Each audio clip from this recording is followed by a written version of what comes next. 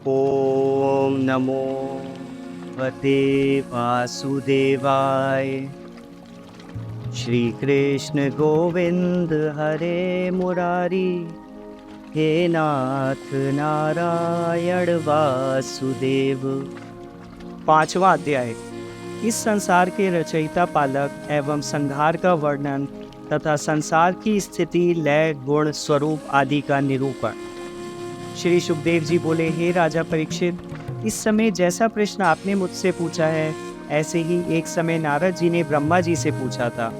अब उसी को नारद जी के शब्दों में यथा तथ्य मैं तुम्हें सुनाता हूँ। नारद जी बोले, हे पितामह, आपको नमस्कार है। हे देवोदेव, आत्म तत्व को किस प्रकार देखा जाता है, वह ज्ञान मुझे बताएं। यह संसार किसके द्वारा प्रकाशित हो रहा है, किसके आश्रित है, उसको रचने वाला कौन है, यह किसमें लीन होता है, और यह संसार स्वयं जैसा का तैसा विद्यमान है या किसी कारणवश खड़ा है। इसको यथार्थ रूप मुझसे कहिए। हे पूर्वज, आप भूत, भविष्य और वर्तमान के जानने वाले हैं, और जहाँ तक मैं समझता हूँ कि आप ही ने विशेष ज्ञान से इस संसार का निश्चय किया। परंतु इसका ज्ञान आपको कैसे हुआ है, आपने किसका आश्रय लिया, आपका क्या स्वरूप है, और आपने अकेले ही अपनी माया से इस पृथ्वी आदि महाभूतों की किस प्रकार रचना की है, वह सब मुझे बतलाइए।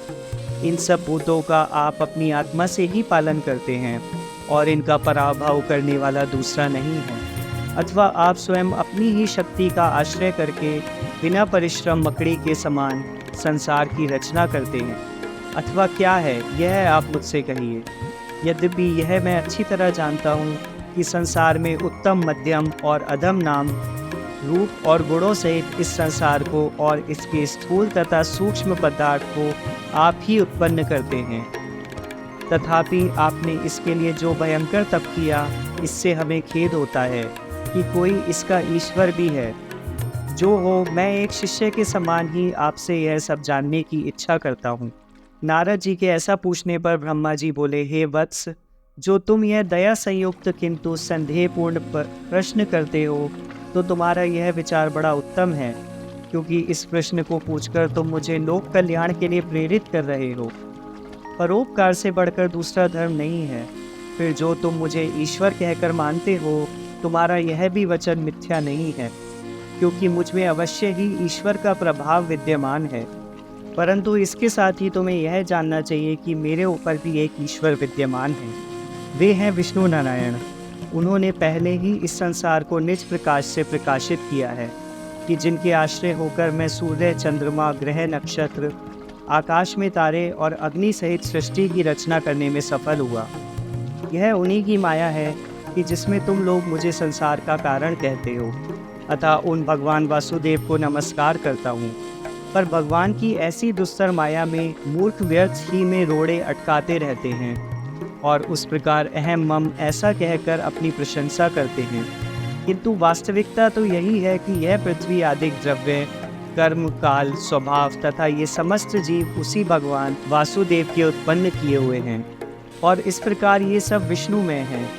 हे नारद, यह वेद और देवतागण नारायण विष्णु जी के ही अंग से उत्पन्न हुए हैं, और वे नारायण यज्ञ के द्वारा ही प्रसन्न होते हैं।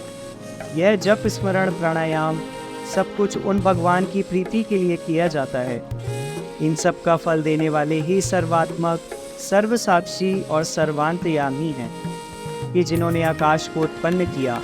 आकाश का विशेष गुण शब्द है, जिससे विकार उत्पन्न हुआ, कि जिससे स्पर्श गुण वाला पवन उत्पन्न हुआ। वह आकाश के संयोग से प्रत्यक्ष हुआ, जिससे एक शरीर की उत्पत्ति हुई, जिसमें इंद्रिय और मन विद्यमान हैं। तदंतर काल, कर्म और स्वभाव के कारणवश उसमें भी विकार हुआ, और तब शब्द, स्पर्श और तेज के योग से रूप उत्पन्न हुआ। फिर उस तेज से रसात्मक जल को उत्पन्न किया। तब शब्द, स्पर्श और रूप के मेल से जल में भी विकार उत्पन्न हुआ, जिसने गंध को उत्पन्न किया, कि जिससे गुणवती पृथ्वी उत्पन्न हुई। इस प्रकार एक दूसरे के मेल से शब्द, स्पर्श, रूप, रस और गंध उत्पन्न हुआ। फिर उसी सतोगुण अहम भाव ने मन तथा दशों इंद्रियों के अधिष्ठाता 10 देवताओं को उत्पन्न किया, कि जो दिक्, पवन, सूर्य, रचेता और अश्विनी कुमार ये पांचों कान, त्वचा, नेत्र, जिह्वा और नासिका के अधिष्ठता हुए। फिर अग्नि, इंद्र, उपेंद्र, मित्र और प्रजापति, ये 5 वाणी, हस्त, पांव, गुदा और उपेंद्रियों के अधिष्ठाता हुए। इस प्रकार जब तेज में विकारता आई तो उससे श्रवण, त्वचा, प्राण, दृष्टि, जिह्वा, वाणी, भुजालिंग, चरण और गुदा, ये 10 इंद्रियां और ज्ञान शक्ति वाली बुद्धि तथा क्रिया शक्ति वाला प्राण उत्पन्न हुआ। परंतु अब ये सब स्वयं अपनी शक्ति से कुछ ना कर सके, अर्थात जब चाहते हुए भी ये अपने लिए शरीर की रचना ना कर सके, तब विवश वो विष्णु भगवान की शरण में गए। तब विष्णु जी ने इन सबको मिलाकर अपनी शक्ति से ब्रह्मांड नामक शरीर की रचना की। फिर उस आकृति को लिए हुए शेषशाही भगवान हजारों वर्ष तक जल में पड़े रहे। फिर काल, कर्म तथा स्वभाव में स्थित परमात्मा ने उस शरीर को चैतन्य किया कि जिस एक ही अंड में हजारों चरण, भुजा, नेत्र, मुख और मस्तक विद्यमान थे। भगवान उस अंड को तोड़कर बाहर निकले।